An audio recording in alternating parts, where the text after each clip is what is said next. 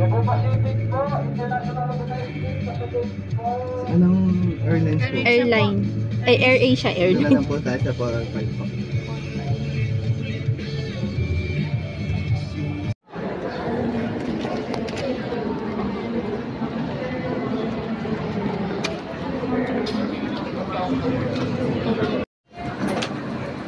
So, yung wala pa palang 20.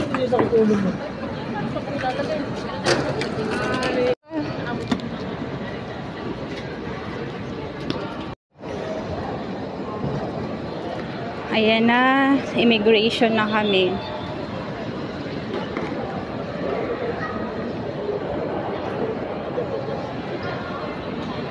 Papunta na kami ng immigration.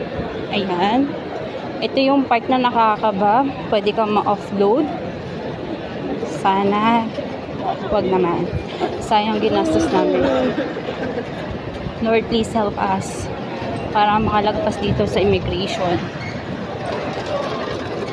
And then, ang tagal niya talaga. Ito na, kinakabahan na kami.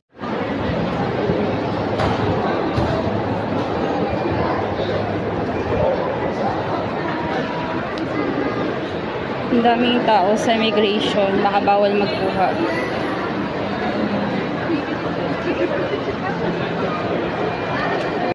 Ito na, nakapasa na kami sa immigration, pero nahold pa kami ng isa. Grabe, napakahirap talaga pag papasok na po kami. Ayan na po.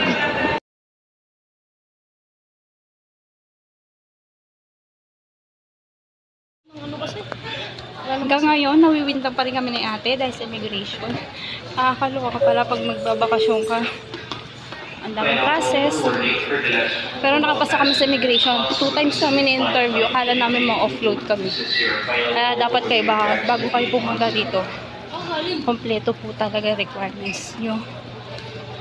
Siya, windang na windang. Paano naman ako? Windang na rin ako. Hanggang ngayon, kabado pa rin ako. Nininervyos ako. Grabe ang mga tao sa immigration. Pero yung isa mabait. Hindi ko lang nakuha yung number niya. Bigyan ko sana siya ng gourmet tuyo. Hanapin namin yung gate namin. Hinihingal pa ako kasi sir nervous. Ayan. Okay. 4 pa naman yung flight namin. Hanggang tamay. Pero kakain muna po kami. Nakakakaba pa rin kahit may dala kami ng dokumento kasi nakahanapan ka ng ibang dokumento. Kailangan sasabi ka ng totoo. Kasi mga dokumento mo dapat totoo. Kasi pag hindi, mahuhuli ka talaga, ma-offload ka. Akala po, porque nakabili ka ng ticket, pwede ka nang lumipad. Hindi po gano'n. Kasi mahihigpit po na sa mga airport. Sa immigration lalo. Bago ka po makapunta doon sa pinaka-head talaga. Hindi naman as in head.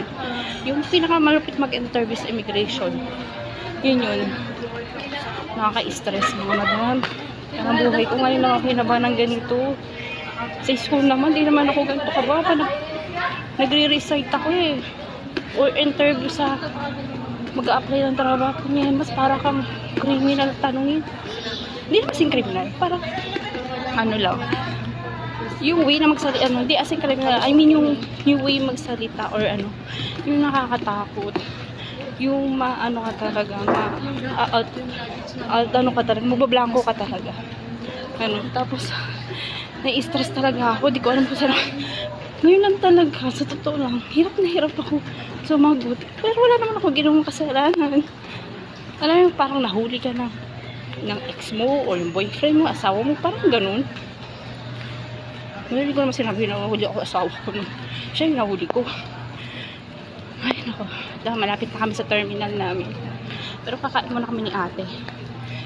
Grabe, nakaka-stress. Parang ayoko nang lumabas ulit. Ayun, isa rin na win lang.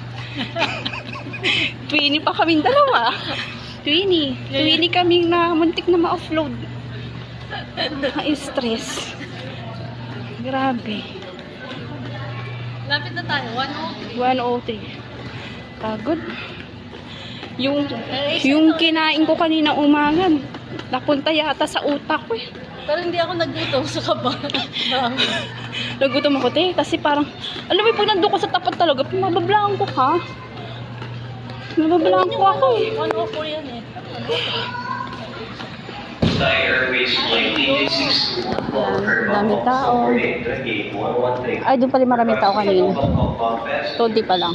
On Thai Airways Flight DG621, these boarding aircraft, gate 113, all foreign please. Pagod rin.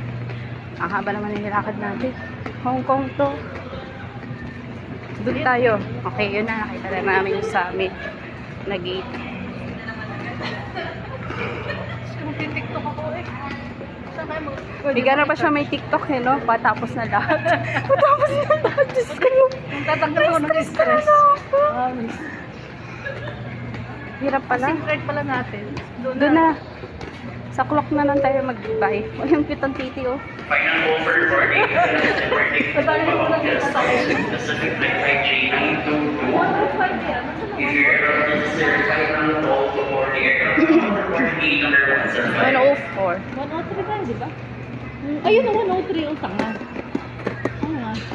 Ay, 103 sa taas. baliktad naman kasi. Tingin-tingin din pala baliktaran dito. Baliktaran nga siya. Ayun na siya. Here I am. Here I come. Nakikita ko na yung pakpak ng selfie. Kailangan ko ng earbuds tayo kasi maano yung tenga ko eh. Maano? Nakikita ko na yung ano.